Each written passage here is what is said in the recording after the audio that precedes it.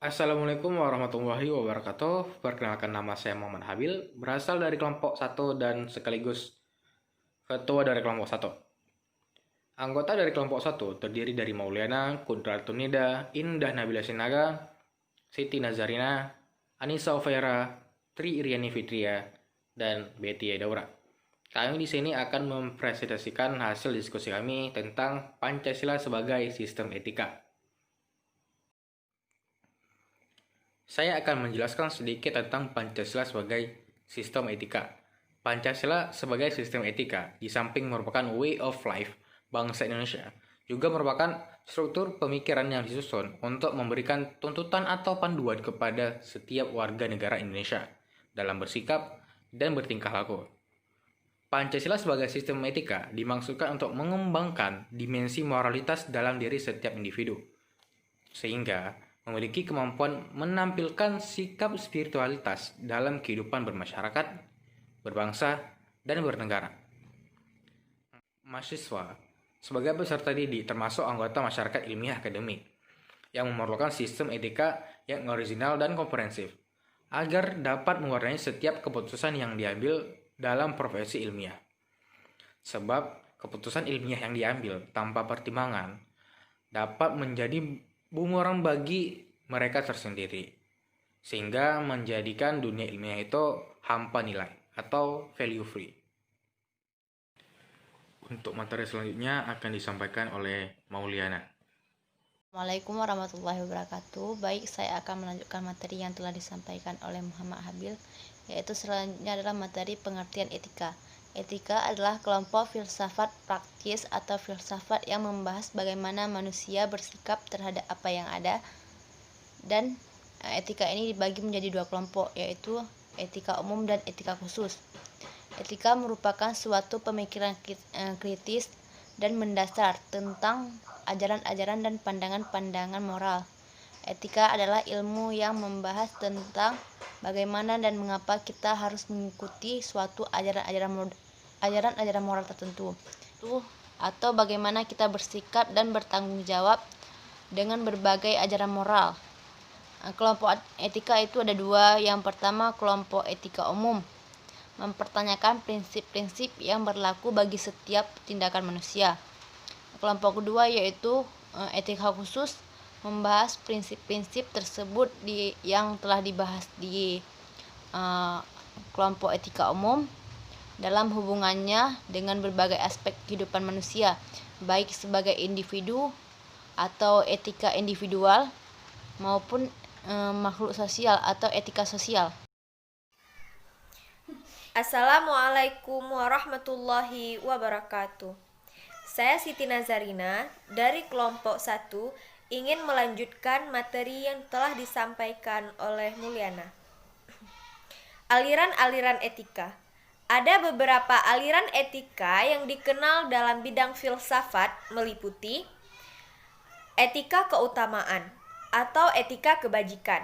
Etika keutamaan adalah teori yang mempelajari keutamaan atau virtue, artinya mempelajari tentang perbuatan manusia itu baik atau buruk. Etika kebajikan ini mengarahkan perhatiannya kepada keberadaan manusia, lebih menekankan pada saya harus menjadi orang yang bagaimana. Selanjutnya, etika teleologis. Etika teleologis adalah teori yang menyatakan bahwa hasil dari tindakan moral menentukan nilai atau tindakan atau kebenaran tindakan dan dilawankan dengan kewajiban. Seseorang yang mungkin berniat sangat baik untuk mengikuti asas-asas moral yang tertinggi, akan tetapi hasil tindakan moral itu berbahaya atau jelek, maka tindakan tersebut dinilai secara moral sebagai tindakan yang tidak etis. Selanjutnya ada tindakan deontologis. Etika deontologis adalah teori etis yang bersangkutan dengan kewajiban moral sebagai hal yang benar dan membicarakan tujuan dan akibat. Selanjutnya akan disampaikan oleh pemateri selanjutnya. Nah, baiklah, saya akan melanjutkan ke materi selanjutnya, yaitu etika Pancasila. Jadi, etika Pancasila itu adalah cabang filsafat yang dijabarkan dari sila-sila Pancasila untuk mengatur kehidupan bermasyarakat, berbangsa, dan bernegara di Indonesia. Jadi, oleh karena itu, dalam etika Pancasila itu terkandung nilai ketuhanan, kemanusiaan, persatuan, nilai kerakyatan, dan nilai keadilan. Nah, kelima nilai tersebut membentuk perilaku manusia di Indonesia dari semua aspek kehidupannya. Terus, sila ketuhanan mengandung dimensi moral berupa nilai spiritual, nilai yang mendekatkan diri manusia kepada Sang Pencipta, ketaatannya kepada agama yang dianutnya. Nah, selanjutnya, sila kemanusiaan, yaitu mengandung dimensi humanus, artinya menjadikan manusia menjadi manusiawi, yang upaya meningkatkan kualitas kemanusiaan dalam pergaulan antar sesama. Next, ada sila persatuan, mengandung dimensi nilai solidaritas, rasa kebersamaan, dan rasa cinta tanah air. Sila yang keempat, sila kerakyatan yang mengandung dimensi berupa sikap menghargai orang lain, mau mendengarkan pendapat orang lain, dan tidak memaksakan kehendak orang lain.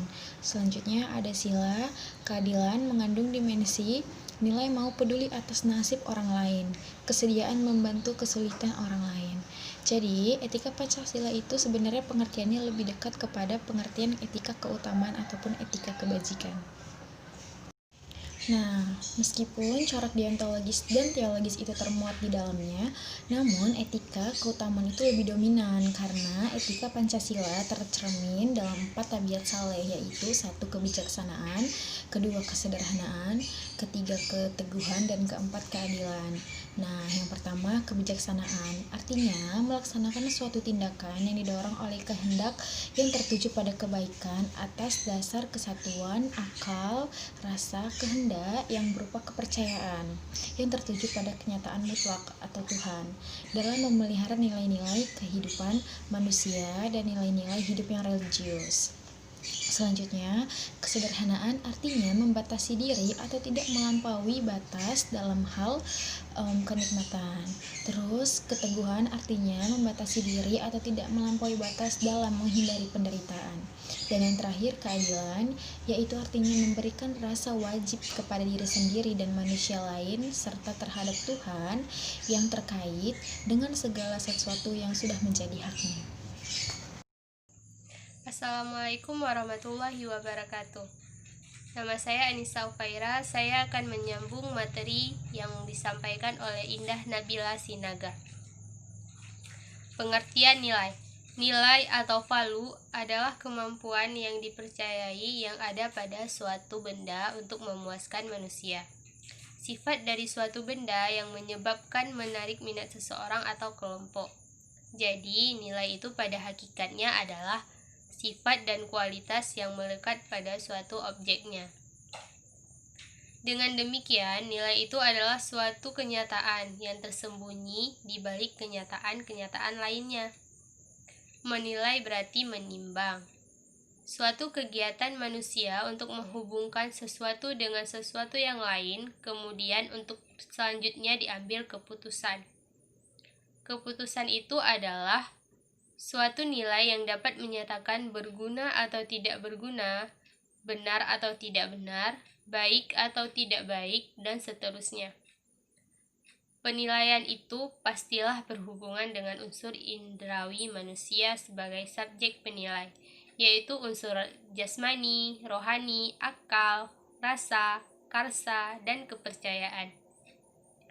Dengan demikian, nilai adalah sesuatu yang berharga, berguna, memperkaya batin, dan menyadarkan manusia akan hakikat dan martabatnya. Nilai bersumber pada budi yang berfungsi mendorong dan mengarahkan atau memotivator sikap dan perilaku manusia. Nilai sebagai suatu sistem merupakan salah satu wujud kebudayaan di samping sistem sosial dan karya. Hierarki nilai. Max Keely menyatakan bahwa nilai-nilai yang tidak sama tingginya dan luhurnya, menurutnya nilai-nilai dapat dikelompokkan dalam 4 tingkatan, yaitu yang pertama nilai kenikmatan. adalah nilai-nilai yang berikatan dengan indera yang memunculkan rasa senang, menderita, atau tidak enak. Yang kedua, nilai kehidupan, yaitu nilai-nilai yang penting bagi kehidupan, yakni jasmani, kesehatan, serta kesejahteraan umum. Yang ketiga, nilai kejiwaan, adalah nilai-nilai yang berkaitan dengan kebenaran, keindahan, dan pengetahuan umum. Yang keempat, nilai kerohanian, yaitu tingkatan ini terdapatlah modalitas nilai yang suci. Sementara itu, Noto Nagoro membedakan nilai menjadi 3, yaitu yang pertama nilai material, yaitu segala sesuatu yang berguna bagi jasmani manusia. Yang kedua nilai vital, yaitu nilai segala sesuatu yang berguna bagi manusia untuk mengadakan suatu aktivitas atau kegiatan.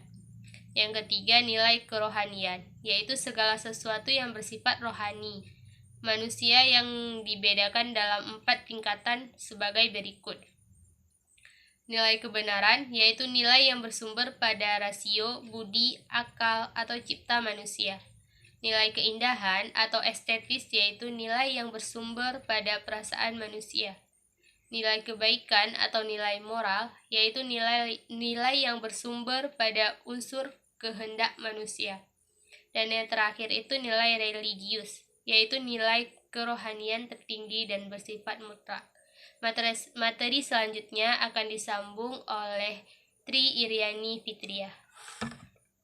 Baik, saya Tri Iriani Fitria dari kelompok 1 akan melanjutkan materi yang telah disampaikan oleh Anissa Ufaira.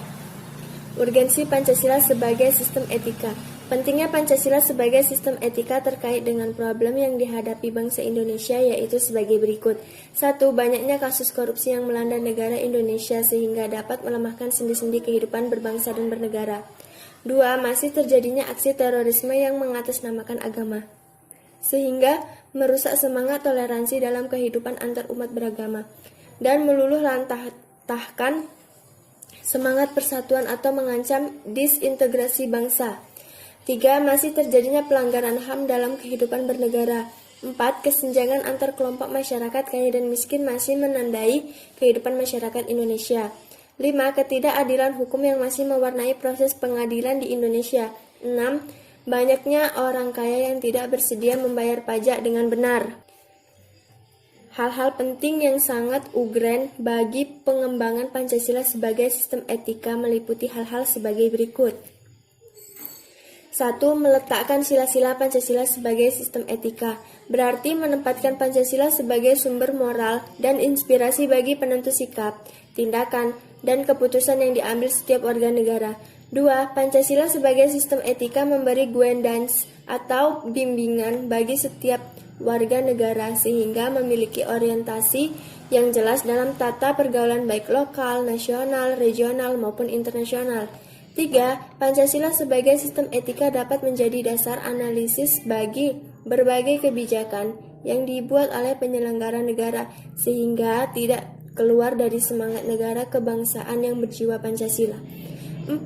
Pancasila sebagai sistem etika dapat menjadi filter untuk menyaring pluralitas nilai yang berkembang dalam kehidupan masyarakat sebagai dampak globalisasi yang mempengaruhi pemikiran warga negara. Dari semua hal-hal penting di atas memperlihatkan penting dan mendesaknya peran dan kedudukan Pancasila sebagai sistem etika karena dapat menjadi tuntunan atau sebagai leading principle bagi warga negara untuk berperilaku sesuai dengan nilai-nilai Pancasila. Baiklah, materi selanjutnya akan disampaikan oleh Katrun. Sekian, terima kasih. Saya akan menyambung materi yang dibacakan oleh Tri Iriani Fitria. Dinamika dan tantangan Pancasila sebagai sistem etika. 1. Dinamika Pancasila sebagai sistem etika. Dinamika Pancasila sebagai sistem etika dalam penyelenggaraan pemerintah di Indonesia dapat diuraikan sebagai berikut. A. Zaman Orde Lama. Pemilu diselenggarakan dengan semangat demokrasi yang diikuti banyak partai politik, tetapi dimenangkan oleh 4 partai politik saja. Tidak dapat dikatakan bahwa pemerintahan di zaman Orde Lama mengikuti sistem etika Pancasila. Bahkan ada tudingan dari pihak Orde Baru bahwa pemilihan umum pada zaman Orde Lama dianggap terlalu liberal karena pemerintahan Soekarno menganut sistem demokrasi terpimpin yang cenderung otoriter. B. Zaman Orde Baru. Sistem etika Pancasila diletakkan dalam bentuk penataran. Pada zaman Orde Baru itu pula muncul konsep manusia Indonesia seutuhnya sebagai cerminan manusia berperilaku dan berakhlak mulia sesuai dengan nilai-nilai Pancasila.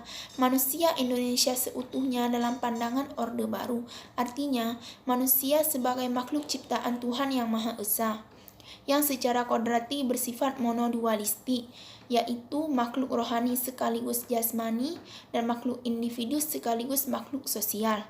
Manusia sebagai makhluk sosial pribadi memiliki emosi yang memiliki pengertian, kasih sayang, harga diri, pengakuan, dan tanggapan emosional dari manusia lain dalam kebersamaan hidup. Manusia sebagai makhluk sosial memiliki tuntutan kebutuhan yang maju dan sejahtera. Tuntutan tersebut hanya dapat terpenuhi melalui kerjasama dengan orang lain, baik langsung maupun tidak langsung. Oleh karena itulah, sifat kodrat manusia sebagai makhluk individu dan sosial harus dikembangkan secara selaras, serasi, dan seimbang. C. Era Reformasi. Sistem etika Pancasila pada era reformasi tenggelam dalam euforia demokrasi. Namun, seiring dengan perjalanan waktu, disadari bahwa demokrasi tanpa dilandasi sistem etika politik akan menjurus pada penyalahgunaan kekuasaan, serta menghalalkan segala cara untuk mencapai tujuan. Materi selanjutnya dibacakan oleh Betia Dora.